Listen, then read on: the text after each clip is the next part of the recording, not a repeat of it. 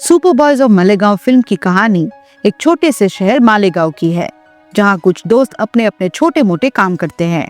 नासिर का एक video parlour है, शफीक मिल में काम करता है, अकरम का फोटो स्टूडियो है, फारूक एक राइटर है, आलिम एक टीचर है और इरफान एक दुकानदार। पर मालेगांव के लोगों को इसके साथ साथ फिल्म देखने का बहुत शौक है। फिल्म देखने के लिए सब लोग अपना काम काज छोड़कर भी आ जाते थे। अब 1997 में नासिर अपने भाई निहाल से कहता है कि मुझे मुंबई जाकर एक्टर बनना है, जिस पर निहाल कहता है मुंबई जाकर एक्टर बनना सिर्फ फिल्मों में होता है, असली लाइफ में नहीं। चुपचाप यहाँ रहकर अपना वीडियो पार्लर चलाओ, जो अभी तो सही नहीं चल रही है। निहाल उसे कहता है नासिक जाकर कोई बढ़िया सी फिल्म लेकर आओ। नासिर अपने दोस्त शफीक के साथ नासिक जाता है और वहाँ उसके सामने एक नई चीज आती है। वहाँ के लोग फिल्मों में से गंदे गंदे सीन्स काटकर एक साफ सुथरा फिल्म बना देते हैं, जिसे वो हलाल टेप कहते हैं। इससे नासिर को एक आइडिया आता है। वो वहाँ से बहुत सी फिल्मों के टेप्स खरीदकर उनके बेस्ट सीन्स को जोड़कर एक फिल्म बना देता है, जो लोगों को बहुत पसंद आती है। इस तरह से वो एक में चार का मजा देने वाली फिल्म के नाम से बेचने लगता है। उनका वीडियो पार्लर जोर शोर से चलने लगता है। दूसरी तरफ आसिफ अलबेला मालेगांव का एक बहुत ही पॉपुलर एक्टर था। मालेगांव के सब लोग उसके फैन थे। यही एक लड़की शबीना भी थी, जो नासिर को पसंद करती थी, पर नासिर का दिल किसी और लड़की मलिका पर था। दोनों छुपकर नासिर के वीडियो पार्लर में जाकर फिल्में देखते थे। नासिर ने मलिका से कहा, चिंता मत करो, अब पार्लर सही चल रहा है, मैं निहाल भाई से हमारे रिश्ते की बात करता हूँ। पर अगले ही दिन पुलिस वाले उनके पार्लर पर रेड कर देते हैं, सबको भगाकर पार्लर तोड़ देते हैं। पुलिस कहते हैं कि ऐसी फिल्में दिखाना पायरेसी होता है। तब निहाल पैसे देकर और कुछ फिल्में देखकर पुलिस को वहाँ से भेज देता है। नासिर दुखी हो जाता है कि जो मैं लोगों को दिखा रहा था वो अब कोई और नहीं दिखाएगा। इस बात पर उसके दिमाग में एक आइडिया आता है, क्यों ना मैं अपनी खुद की एक फिल्म बनाऊं। नासिर फिल्म मेकिंग का प्रोसेस सीखने लगता है। अपने दोस्तों से कहता है, देखो इसके पास कैमरा है, मुझे एडिटिंग आती है, तुम लोग एक्टिंग कर लेना, फिल्म बन जाएगी। पर उसके दोस्त कहते हैं, भाई ऐसी फिल्में नहीं बनती। सिर्फ शफीक उसका साथ देता है। निहाल भी ताना मारता है कि शाम को मलिका के घर जाकर ये सब मत बोलना, लेकिन शाम को नासिर सबसे पहले यही बात बोलता है। निहाल उसकी बात काट कर कहता है, नहीं, हम इसके लिए कपड़े की दुकान खोल कर देंगे। मलिका के घर वाले कहते हैं कि मलिका 35,000 बच्चों के कॉम्पिटिटिव एग्जाम में 28 नंबर पर आई है और हमने उसके लिए एक अच्छा रिश्ता देख लिया है। इसके बाद मलिका और नासिर का रिश्ता खत्म हो जाता है। जाते जाते मलिका कहती है, कुछ भी हो जाए तुम अपना फिल्म जरूर बनाना। अब फारूक के घर पे उसके घर वाले उसको बेरोजगार राइटर होने पर ताना मार रहे हैं।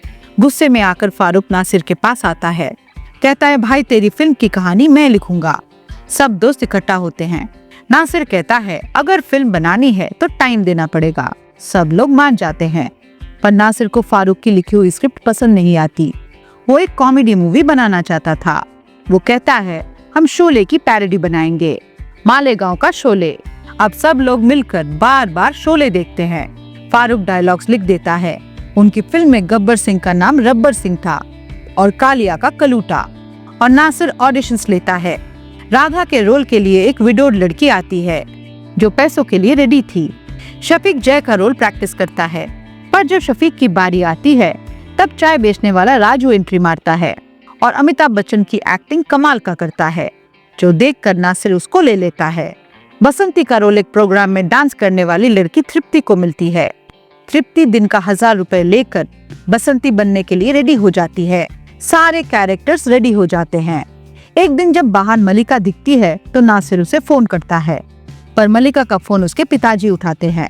अगले दिन नासिर अपने कैमरा को साइकिल पर बांधकर शूटिंग शुरू करता है। एक्टर्स लाइन भूल जाते हैं।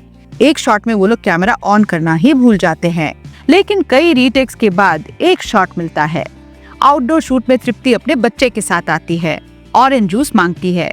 शफीक बच्चे को चुप कराता है और कहता है, एक दिन मैं इस प्लेन में उड़ूंगा। फिर हम देखते हैं अकरम और नासिर को। अकरम नासिर से छुप के कहीं जा रहा था। दरअसल आज मलिका की शादी है, जो जानकर नासिर खुद वहाँ फोटोग्राफर बन के पहुँच जाता है और मलिका को विदा होते देखता है।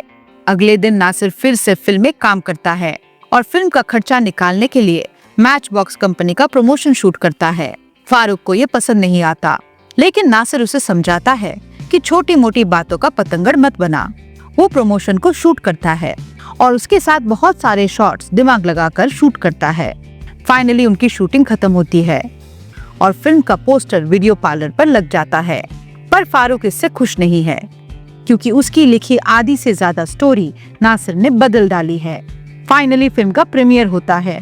शुरू में कोई नहीं आता, लेकिन धीरे धीरे लोग आते हैं। नासिर एक स्पीच देकर फिल्म शुरू करता है, जहां पहले सब लोग शांत थे।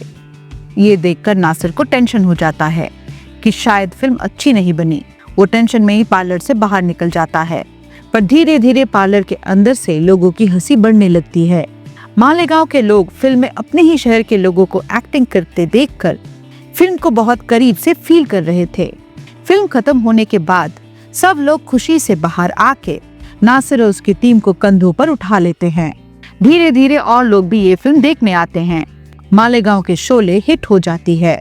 सारे वीडियो पार्लर्स में यही फिल्म चलने लगती है और सब के सब शोज हाउसफुल होते हैं। इसकी कमाई से नासिर एक नई बाइक ले लेता है। सक्सेस के बाद उसकी थोड़ी अकड़ भी बढ़ गई थी। उसने फारूक की सबसे पहली लिखी कहानी पर दोबारा फिल्म बनाने से मना कर दिया कि अभी हमें ऐसी ही थोड़ी कॉमेडी वाली फिल्में बनानी चाहिए, इनके चलने के चांसेस ज्यादा है। इस पे फारूक ने नासिर को एक कॉमेडी फिल्म का आइडिया दिया, लेकिन नासिर ने इसे भी रिजेक्ट कर दिया कि मैंने उन मैच बॉक्स वालों से पहले ही डील कर ली है कि अब मैं मालेगांव की शान बनाऊंगा। वो लोग पूरी फिल्म को फंड करने के लिए रेडी हैं। ये सुन के फारूक कहता है, फिर से पैरोडी? मेरे पास ऐसे बेकार काम के लिए टाइम नहीं है। वो नासिर को और भी बहुत कुछ सुनाता है। दोनों के बीच लड़ाई हो जाती है। बातों बातों में फारूक नासिर को थप्पड़ मार देता है। गुस्से में नासिर भी बोलता है, अगर तू इतना बड़ा ओरिजिनल आर्टिस्ट है तो मुंबई जाके खुद की फिल्म बना। ये सुनते ही फारूक तुरंत मुंबई के लिए निकल जाता है। फिर कहानी आती है 2004 में। अब नासिर की पैरोडी फिल्म्स इतनी नहीं चल रही थी और उसके भाई निहाल ने नासिर का रिश्ता शबीना के साथ कर दिया। नासिर का निकाह होता है, पर उसके दिल में शबीना के लिए कभी कुछ था ही नहीं। इधर शबीना पिछले 8 सालों से नासिर से प्यार करती है। नासिर बोलता है, मुझे थोड़ा वक्त लगेगा, क्यों ना हम दोस्ती से शुरू करें। शबीना बोलती है, ठीक है, पर एक दोस्त के नाते मुझे मेरी पढ़ाई पूरी करने दो। नासिर हंसते हुए कहता है, हाँ मैं भाई से बात करता हूँ।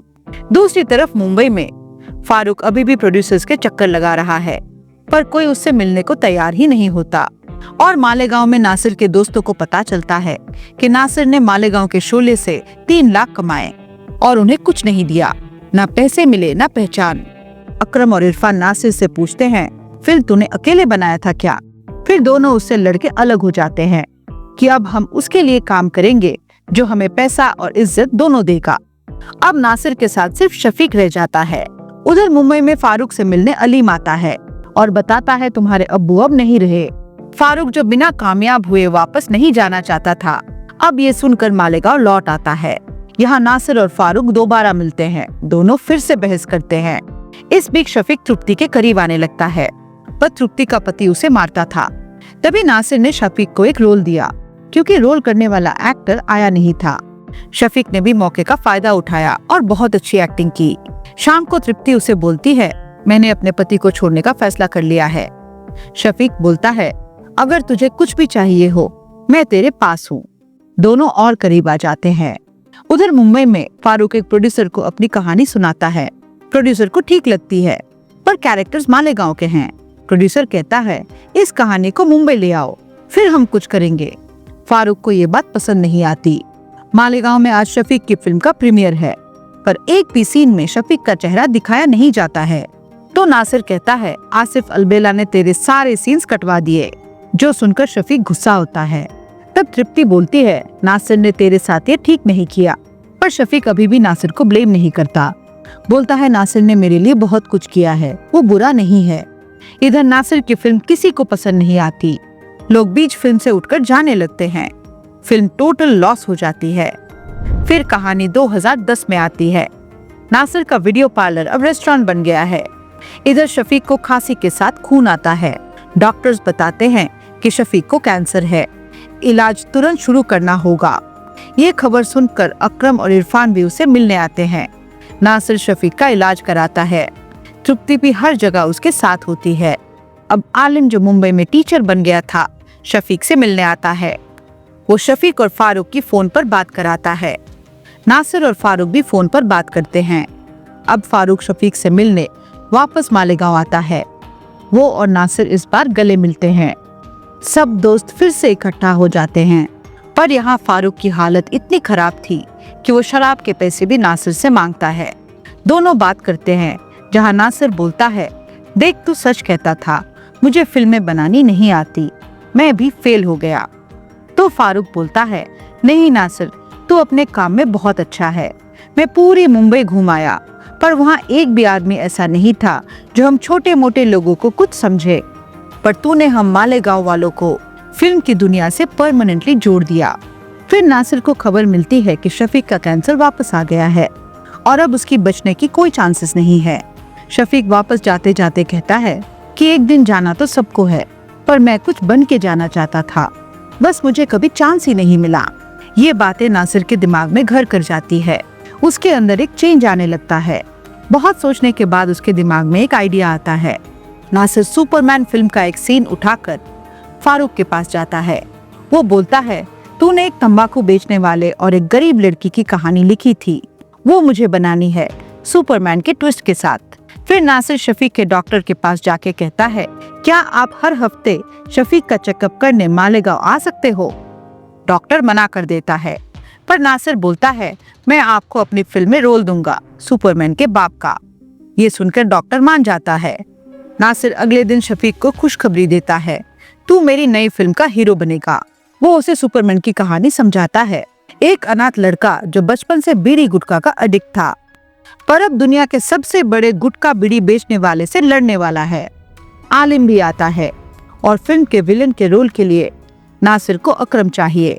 शफीक के कहने पर अकरम मान जाता है और नासिर पहले दिन ही अकरम के सारे बाल कटवा देता है। शबीना अपनी वकालत की कमाई नासिर को देती है और कहती है, मुझे प्रोड्यूसर का टाइटल चाहिए। तब नासिर कहता है, मुझे कभी भी फिल्म बनाते हुए इतना डर नहीं लगा। ये फिल्म मुझे ऐसी बनानी है कि हमेशा के लिए अमर हो जाए। शफीक को सुपरमैन का कॉस्ट्यूम दिखाया जाता है और शूटिंग शुरू होती है। अकरम गुटखा का किंग बनता है। दोस्तों की दोस्ती फिर से मजबूत हो जाती है। डॉक्टर सुपरमैन के बाप का रोल करता है। तृप्ति उनकी हीरोइन बनती है। सुपरमैन और गुटखा किंग के बीच फाइट होती है। ये सब करते करते फाइनली शूटिंग खत्म होता है और आता है प्रीमियर का दिन। प्रीमियर में आसिफ अलबेला भी आता है। नासिर शफीक की एंट्री एक सुपर हीरो जैसी करवाता है। पूरे कोट पैंट सूट में सब लोग तालियां सीटियां बजाने लगते हैं। फिल्म शुरू होती है। सुपरमैन के पिता उसे दुनिया का सबसे अच्छा गांव मालेगांव में भेजते हैं। अपने आप को स्क्रीन पे देख के शफीक खुश हो जाता है और ये खुशी 100 गुना बढ़ जाती है जब वो अपने आप को हवा में उड़ते हुए देखता है। सब लोग हैरान रह जाते हैं। शफीक की आंखें नम हो जाती हैं क्योंकि उसका बचपन का एक ही सपना था, अपने आप को उड़ते हुए देखना। रियल लाइफ में ना सही, पर उसके दोस्तों ने फिल्म में उसका सपना पूरा कर दिया। ये फिल्म एक सच्ची कहानी पर बेस्ड है। मालेगांव के इन लड़कों ने अपने दोस्त के लिए सच में सुपरमैन वाली फिल्म बनाई थी और फिल्म की कहानी यहीं खत्म होती है। वीडियो अच्छा लगा तो इसे लाइक कीजिए and please consider subscribing to the channel. मिलते हैं अगले वीडियो में। नमस्कार।